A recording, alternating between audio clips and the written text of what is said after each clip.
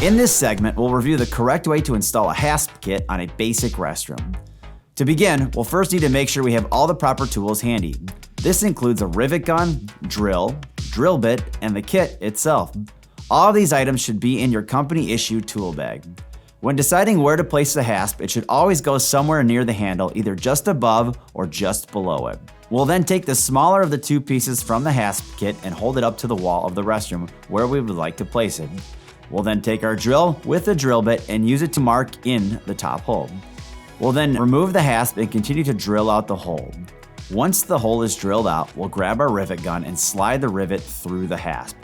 Press it up against the hole we just made and squeeze and release the rivet gun until it pops off. We'll then grab our drill and drill in the second hole following the same process. Once the hole is made, we'll grab our rivet and rivet gun, making sure to hold it at a 90-degree angle, and then squeeze, releasing the gun until the rivet snaps off. Once the small piece is attached to the wall, we'll need to attach the second, larger piece to the door.